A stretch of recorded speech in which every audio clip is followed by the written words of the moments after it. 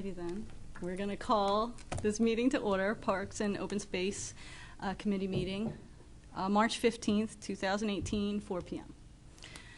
Do we have anybody for courtesy of the floor?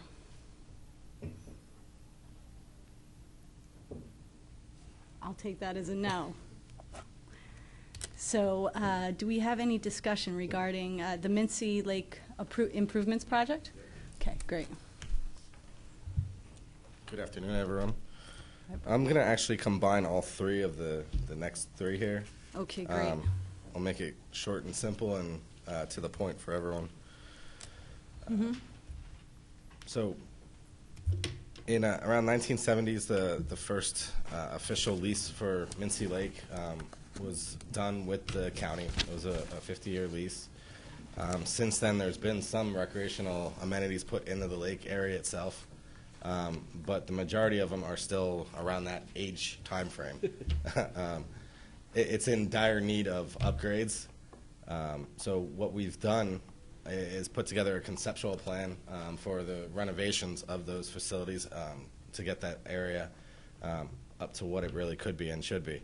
So what you see here is a conceptual plan of the overall, and I'll go into different aspects of it. But we're looking at doing accessible trails, accessible kayak launches, fishing piers, a walking trail around the lake itself, new signage, some native plants, and in-lake fish habitat as well. So this is the west lot. This is the main area lot, really. We would reconfigure the parking lot in here. This is the accessible parking lot area that we'd really focus on, put in a fishing pier and accessible kayak launch in here. And if you're not familiar, Leaser Lake has done this. So we would model stuff off of that. This would have an accessible trail that would go about a quarter mile into the woods with a small overlook so anyone can get into the woods and not just be out and about in the glaring hot sun.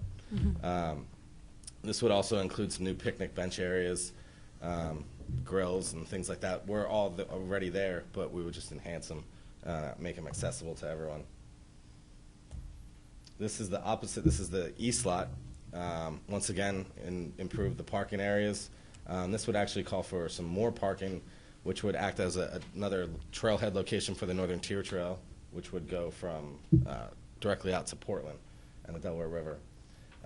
Once again, we have some more rustic, rural, or rustic picnic areas that we enhance in here. And then just off of here is where they're going to be doing the new spillway. And on that spillway, we're looking at putting a pedestrian bridge that would cross that. There's no connection east to west right now. This would make that connection. So as you can see, these conceptual drawings are all put together. It would also gain some access trails up to the Tots Gap area and then even further north. This is in between those two parking lots. There's an existing fishing pier now. Simple improvements, enhance the walking trail that's there on top of the dam, put another accessible fishing pier out in the middle. And all around these fishing piers that you see would be in-lake fish habitat improvements as well. So you're not just throwing your bobber out into some open water. There would be fish habitat to actually have kids and people catch the fish where they're at. So those are all of the actual Mincy Lake, right around Mincy improvements. The one resolution in here does call for what we're looking at doing is securing a $500,000 commitment from the county right now using open space OSI money or county park money that was part of that municipal park rollover and Act 13 funds. We have money in hand right now to do that. It would be a place marker, really, to go after larger, more grants over the next 2 years or so.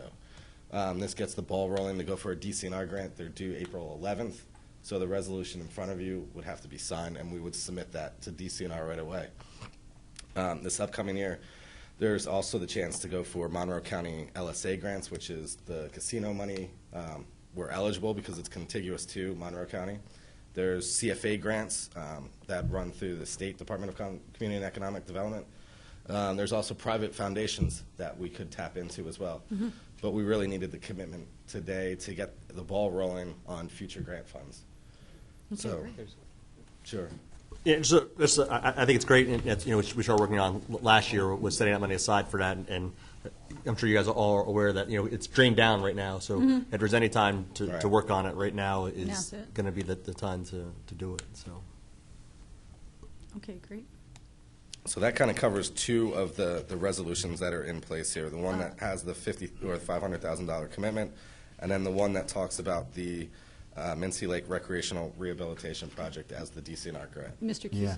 Cusick? Just, you mentioned the LSA grants from Yes. Monroe County.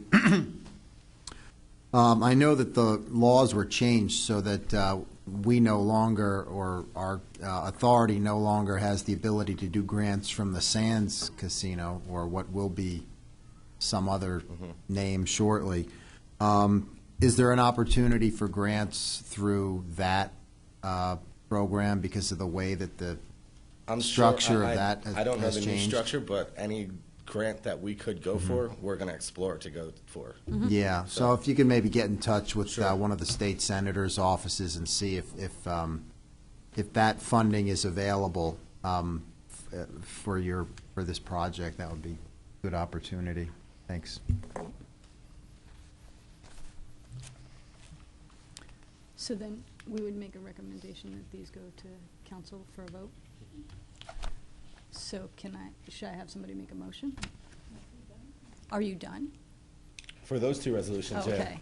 Should we do the third one so that, Yeah, we can do it all at once. okay, that's great. And really, what this one looks at is this area of Mincy Lake. We have the Bear Swamp area, we have Mincy Lake, we have Tots Gap, and then we have another area. It extends up into the national park. So what I'm circling here and what this blow-up shows is all of this greenway that over the years, through the Open Space Initiative, we've been preserving land up in there. We have about 1,200 acres that we own or have deed commitments with the Nature Conservancy that owns other areas up there. We just helped purchase the Cherry Valley National Wildlife Refuge that's on the Kittatinny Ridge. This land also goes right into the Delaware Water Gap National Recreation Area. And with all of that preservation that we've done, we've never really planned how to use that as a recreational facility or what to do with the land there now, how to preserve it in perpetuity. Forest management plans, there's vernal pools. It's one of the largest concentration of vernal pools in the entire state. So there's things that we really should start looking at and start planning for. So that next one is looking at doing a DCNR grant, which would look at new parking areas, new hiking trails throughout the area. Bear Swamp has an archery complex. We need to look at that, see what the feasibility study would be to either enhance that or rebuild it. There's boardwalks, as you can see in this picture, that go through Bear Swamp. What's the feasibility of that? What are the permits that may need to come up to do all that? We don't know. We need to get that stuff up and running so we can do renovations into the future. So we have a small nature building up there. What could we do with that? What's it in? It's very wet in that area. You can go up there and it's a little soggy. So we need to look at that whole entire corridor and plan for that. So that's what that next one would be. Is we're going to also apply to DCNR for a $75,000 grant to do this corridor plan. So once again, this won't happen till probably next year or the year after that if we get the grant, just the way the contract works and everything, but we're getting the ball rolling to help with our future here. So you're asking basically for Northampton County to front the funds, and then they'll be reimbursed with grants and Right, so DCNR runs, right? the corridor plan is we would do a 50-50 match, so we would put up $75,000.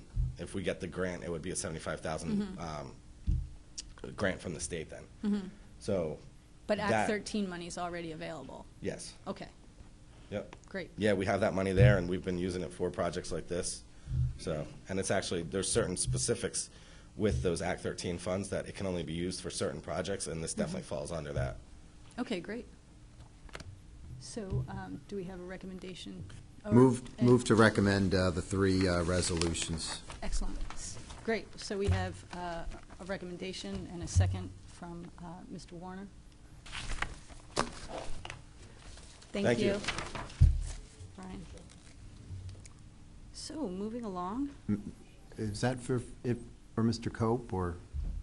I was going to ask. Do we have I think that's it for you, right? Yeah. Everyone If have- just one quick question. Could you give us an update on the Northern Tier Trail study and what the timeline is for when we might have a presentation from Sure. the consultant? So we're working to finalize the corridor. They're working to get the working draft of the whole plan completed right now. We're looking at getting the next public meeting out and about, so that will probably happen within, I want to say, the next month or so. I think the timeline for the contract itself ends in May, I believe.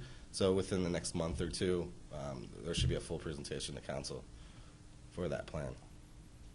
Okay, great. And I was mentioning to Matt, today we had our mandatory pre-bid meeting for the Gulf Farm Master Site Development Plan. We had about 16 firms that attended that.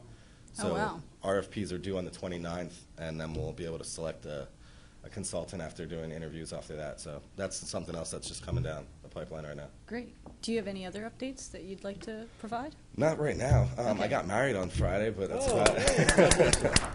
So, Congratulations. thanks. I've been a little tied up with some other stuff, but yeah, that's it. So now, yeah, it's fun. So, It could be worse, right? it could. I got a couple days off. There you go. Good job. Congratulations. Congratulations. Thanks. Yeah. All right. So next order of agenda, discussion regarding the Delaware Riverkeeper Network and the Penn East Pipeline Project. That would be me. Are you interested in that, Madam Chair? I have some interest in the Penn East Pipeline, I think. So there's two resolutions that we would like to have recommended for council to review tonight. There's been some interesting developments in the Penn East Pipeline since FERC actually issued its conditional approval. We have a number of residents in the county who have received condemnation notices and that we might be aware of. There's also, I received from Councilwoman Priscilla De Leon a copy of the right-of-way license agreement that has been issued by the Water Authority, and she's also listed in a letter that I emailed to you just briefly right before this meeting, that there's so many pipelines within Northampton County that we really don't know where they are, or we don't have a mapping system yet for them. And her request was that we mimic the mapping system from Chester County. Those are not, that's not necessarily in this immediate resolution that we're trying to pass, but those are some of the issues that we're dealing with in the county right now. It's trying to figure out where the pipeline's going to go and to address the needs of the people in the area who have been issued condemnation notices. So these two resolutions represent the stance that we would like the council to take to support our efforts to negotiate with landowners on their behalf with the pipeline and with the county property for open spaces and farmland preservation. Should I read the resolutions? Well, no, because they'll be read tonight. Okay. So I guess we should just open for discussion. Okay, can I ask a question? What is the Riverkeepers plan of action that they're looking to support here? I mean, I think they're asking for support, but what specifically are they doing moving forward that they're asking us to support specifically? So the DRBC has issued a number of hearings, public hearings, from landowners and any interested parties. They have to issue permits for this, for the pipeline to go through. So the Delaware Riverkeeper has been necessarily opposed to the pipeline. The Delaware River Basin Commission needs to exercise its jurisdiction over the pipeline, and therefore, we would like to make sure that our voice is heard, that we want them to not put the pipeline in, to stave it off as long as we can, to say that we oppose the project and the substantial impacts and degradation that are going to occur because of that. So we're exercising our opinion to them, kind of like you would if there was a public hearing occurring right now. Does that make sense? Yeah, I wasn't sure what, because, I mean, I can remember a few years ago, specifically to this county, there was a proposal to put a boat launch. I forget where it was, but we received like an email every day from people associated with the Riverkeeper network to oppose it. And this was a boat launch. I mean, I didn't think it was all that, traumatic as far as what it was going to do compared to this. So I'm just, wasn't really sure where they were from a legal standpoint as to what their course of action was and what exactly we were going to be supporting. So obviously they're opposed to it, but I wasn't aware of what exactly they're. So they want to go to the River Basin Commission, which is a bi-state agency, Mm-hmm. and have them fight in opposition to it. I know that they've Right, taken by the not stance issuing against fracking, permits. so. By not issuing the permits. There's several entities now that would have to issue permits in order for the pipeline to go through. One of them's the New Jersey DEP, the other one's the DRBC, and then there's the Army Corps of Engineers. Now, our DEP has already issued those permits, so in that way, and FERC has ordered or given conditional approval. So in that way, it gives Penn East a lot of latitude to pursue surveying of land, tree cutting, things like that. So what we want to do is make sure that our position is known, and that we're going to try to influence or support the Delaware River Network and try to say that we do not want the DRBC to issue these permits because we no longer have that set for the DEP because they've already issued them. That's kind of like the best that we can do on this side of the Delaware, because New Jersey's already very much opposed to it, and their DEP is not necessarily issuing these water approvals, the 401 permits. Yeah, I think that the biggest problem that they may have is the fact that right now the Columbia Gas Transmission Pipeline already goes under the Delaware River. So I think there's already precedent being set there. I understand what you're saying, but it also needs to meet conditional approval, like full approval, in that it meets the need and the benefit of the public. Yeah. Right now, the DRBC is arguing that it does not meet public need and benefit. And so we should support that because this gas is not necessarily going for the people here or even the people from where it's being produced, right? It's going for export. So our material benefit from having this pipeline is next to nothing. But it's going to go in, and if we say that it's okay to co-locate or go in just because another one's been precedent, then we set another precedent for all the other pipelines that are coming through, because this is one of many that is going to come through here. So we need to take a stand on this one before other ones start coming through.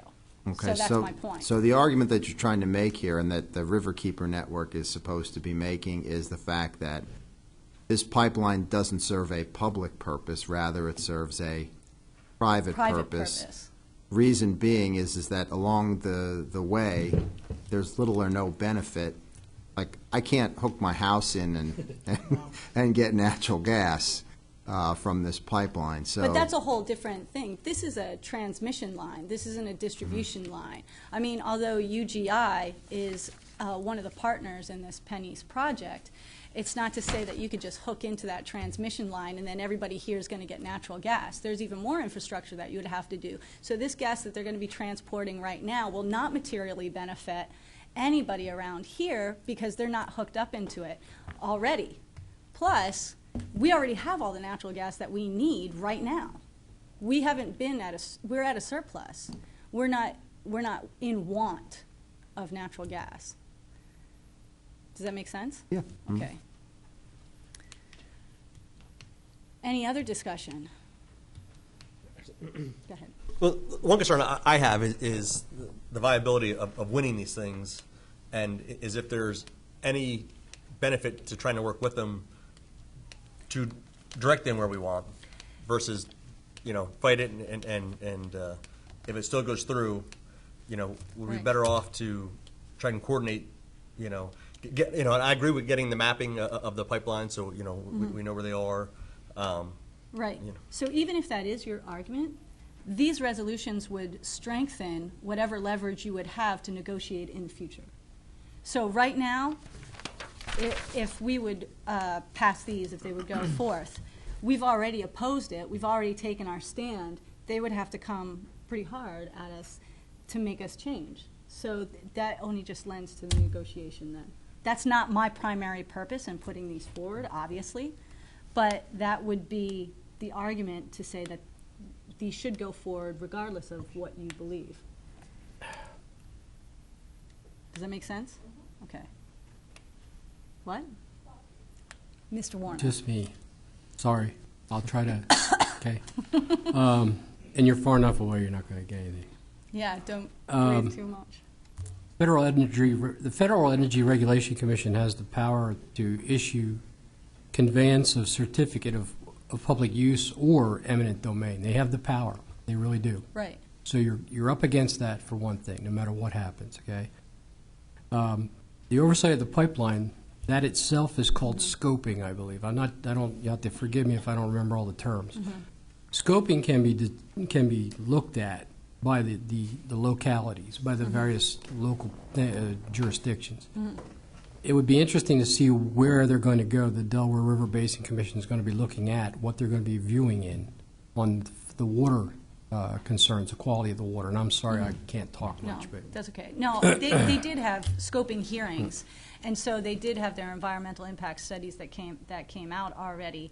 And I want to draw your attention to in the second resolution, I believe, there's something concerning the dissenting opinion, or maybe it's the first one, of Robert Glick.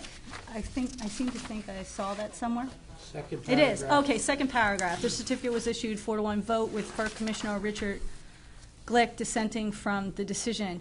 And in his dissenting opinion, he said that he did not think that it met the public need or benefit currently, and that because a part of that was that there was not enough surveying done. If you don't have everything properly surveyed because you don't have access to the land, then you can't necessarily test for all those environmental impacts, and therefore you can't properly assess for the risk. So you have at least one FERC commissioner who said that I will not issue approval or even conditional approval. So until they get all that information back, public need and benefit may not be ultimately proved. Does it need to be unanimous? Does it need to be? And no, it doesn't necessarily need to be unanimous, but you do have this you Commissioner have a rogue, Glick. you have a rogue you do have somebody guy. Yeah, who's okay. rogue, who's stood up and said that Yeah, they I don't re- believe that this is, meeting the public need, Yeah. and Yeah. also saying that he, in their opinion, or in their statement, they said that they thought the risks or the benefit outweighed the risks. And his opinion is very important because he's saying, no, there are risks present, and there's risks that we aren't even aware of yet. So we can't make that assessment to say that these risks outweigh the benefit at this time. So I think that we should stand firm, oppose the Penny's pipeline, and make sure that if they do find anything else, that we're made aware of it and that we're part of the project. We get to have a say in it. So I think that's very important. I think my question was, and I probably didn't state it well, is that do we have information on the scoping results that they've come up with?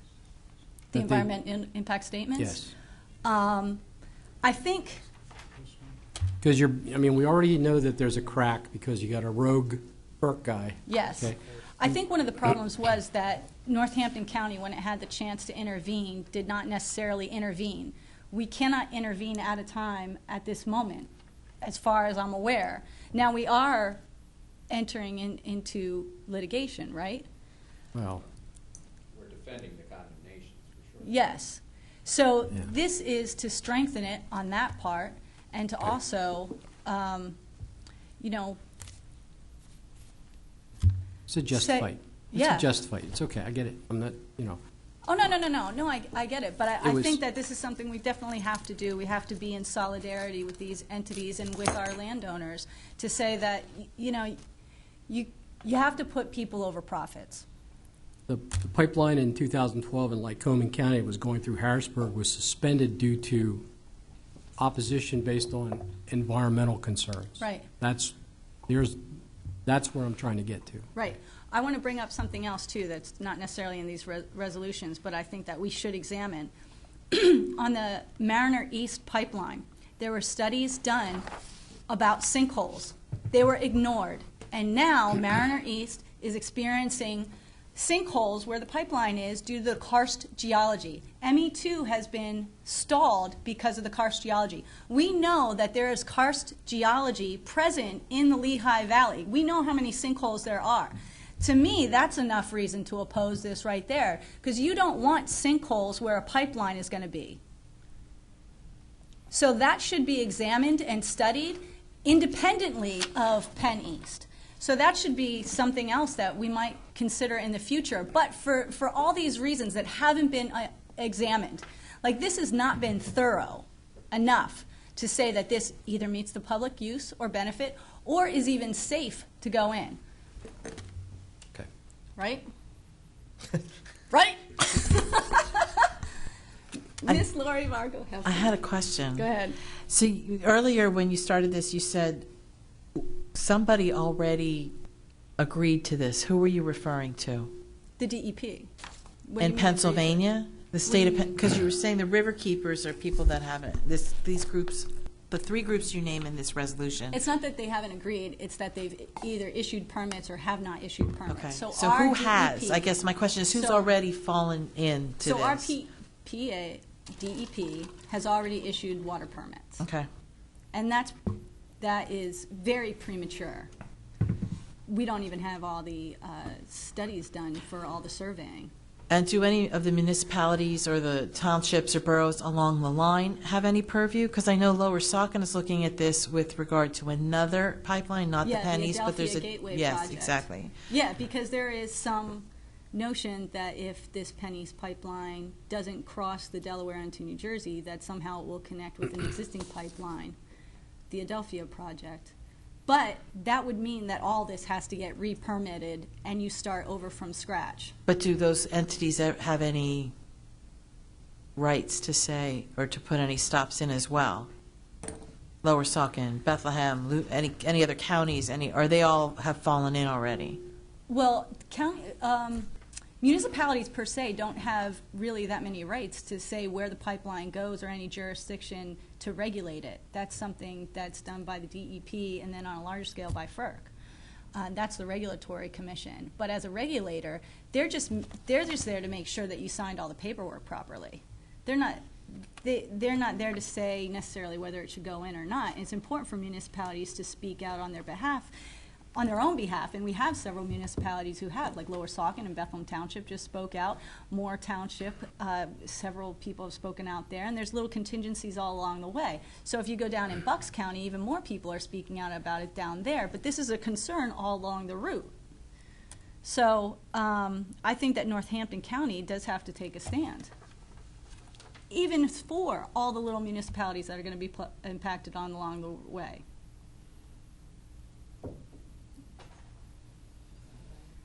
Based on Ms. Zorinsky's enthusiasm and excitement about this and her passion, I would suggest we move forward. Can't second that, but I hope that somebody else does. I'll second. Thank you, Mr. Cusick. All right, so these two resolutions will go up to council then, right? Awesome. So So that adjourns our meeting, doesn't it? It's your meeting. Discussion regarding the Delaware River Keeper Network, discussion regarding, that's all we got. Anybody else? Does our executive have anything? No. Meeting adjourned. Can I have somebody, do we have to second that? No? We're done. Awesome. Shut it down. Oh, meeting adjourned, right? That shuts it down? Okay, that's the tag word.